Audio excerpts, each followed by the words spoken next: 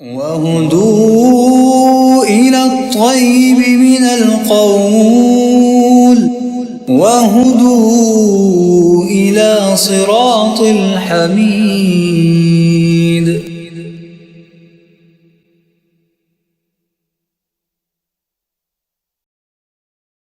بسم اللہ الرحمن الرحیم، الحمدللہ والصلاۃ والسلام علی رسول اللہ. ناظرین، آج ہم نماز کی فضیلت کے حوالے سے نبی علیہ الصلوۃ والسلام کی چند ایک احادیث وہ سیکھیں گے. پہلی حدیث جناب معاویہ رضی اللہ تعالیٰ عنہ سے ہے، صحیح مسلم کے اندر.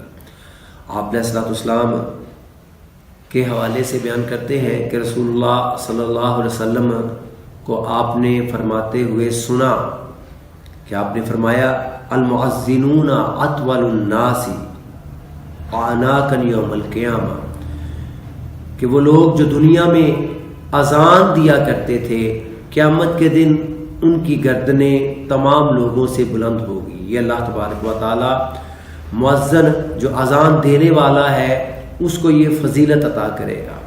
اور اسی طرح ایک اور حدیث صحیح بخاری اور مسلم کی ہے، جناب ابو ہریرہ رضی اللہ تعالیٰ عنہ بیان کرتے ہیں کہ رسول اللہ صلی اللہ علیہ وسلم نے ارشاد فرمایا اذا نودی للصلاۃ، جب نماز کے لیے اذان کہی جاتی ہے تو ادبر شیطان، تو جو شیطان ہے وہ وہاں سے بھاگتا ہے جہاں اذان دی جاتی ہے.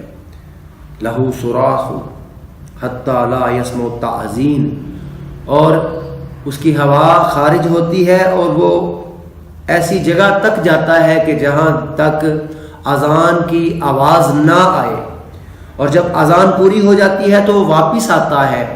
اور اسی طرح وہ جو نماز پڑھنے والا ہے اس کے جو ہے وہ دل میں وسوسات ڈالنا شروع کر دیتا ہے اور اس کا دھیان کبھی ادھر کبھی ادھر کرنے کی کوشش کرتا ہے، یہاں تک کہ نبی علیہ الصلوۃ والسلام نے ارشاد فرمایا کہ نماز پڑھنے والا مصلی وہ بھول جاتا ہے کہ میں نے کتنی رکعتیں پڑھی ہیں. یہ شیطان کی طرف سے وسوسات ہے.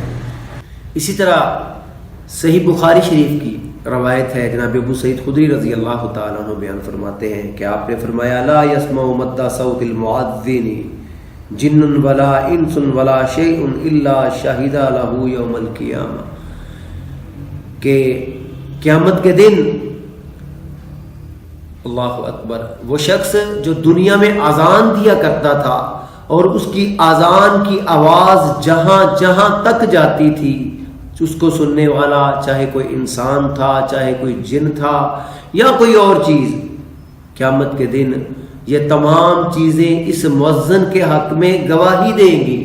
اللہ اکبر. آپ اندازہ کریں کہ مؤذن کی کتنی بڑی فضیلت ہے کہ قیامت کے دن کہ جب انسان اللہ اکبر اپنے پسینے میں شرابور ہوگا اور کتنی گھبراہٹ اور کتنے بڑے جو ہے وہ عذاب کا دن ہے، اس دن میں نبی علیہ الصلوۃ والسلام نے ارشاد فرمایا کہ یہ مؤذن ہے کہ اللہ تبارک و تعالی ان کے حق میں کن گواہوں کو کھڑا کریں گے کہ اذان دیتے وقت جہاں تک ان کی آواز جاتی تھی. آج تو اللہ کے فضل سے ڈیجیٹل دور ہے، لاؤڈ سپیکر پہ، موبائل پہ اور مختلف جگہوں پر جو ہے وہ اذان وہ لوگوں تک پہنچ رہی ہے. تو جس کی اذان میں اور آپ سنتے ہیں اس کے حق میں صرف میں نہیں، ہر جاندار ہر بے جان چیز وہ گواہی دے گی. اور اسی طرح نبی علیہ الصلوۃ والسلام کی ایک روایت سنتے جائیے، یہ بھی مسند احمد وغیرہ کے اندر روایت ہے اور حسن درجے کی روایت ہے.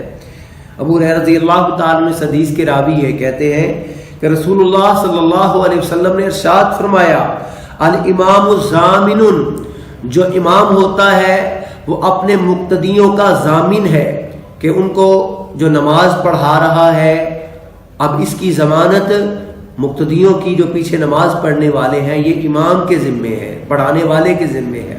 اور نبی علیہ الصلوۃ والسلام نے ارشاد فرمایا والمؤذن مؤتمن، اور اسی طرح جو مؤذن ہے یہ بھی امانت دار ہے کہ صحیح وقت پر اذان دے اور لوگوں کو صحیح وقت پر نماز کے لیے بلائے.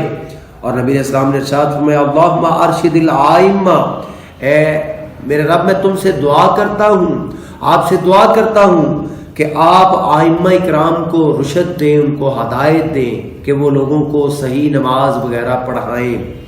واغفر للمؤذنین، اور یا اللہ میں دعا کرتا ہوں اپنے مؤذنین کے لیے، لوگوں کو نماز کا آوازہ دینے والے، نماز کے لیے بلانے والے، کہ یا اللہ ان کو معاف کر دے. تو بہت شاندار احادیث اذان کی فضیلت میں، ویسے اس کے علاوہ بھی بہت سی احادیث ہیں. تو اس مختصر سے وقت میں نے اور آپ نے جو چند ایک احادیث آج سیکھی ہیں، اس میں بنیادی طور پر اذان کی فضیلت کے بارے میں، اذان کی اہمیت کے بارے میں بتلایا گیا ہے.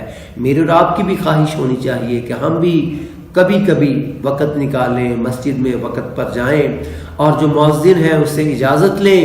آج ایک بہت بڑا مسئلہ ہے کہ ہماری دنیا کے لیے بہت زیادہ دور ہے اور باقی معاملات میں موبائل پہ بیٹھتے ہیں، گھنٹوں بیٹھے رہتے ہیں.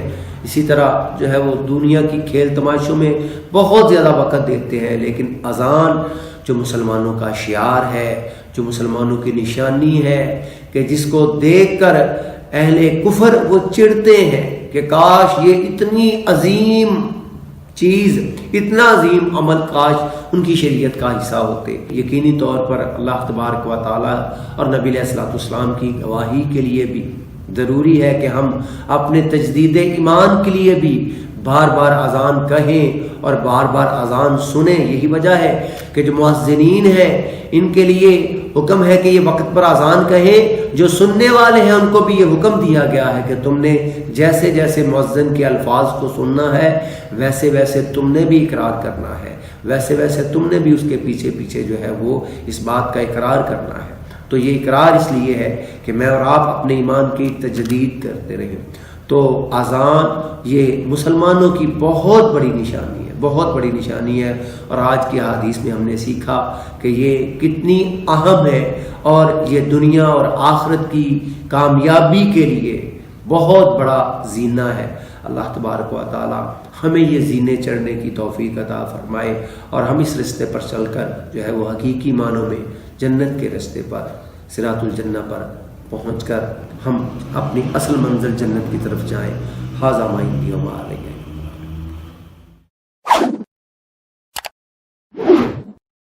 توحید کی امانت سینوں میں ہے ہمارے، آسان نہیں مٹانا نام و نشان ہمارا.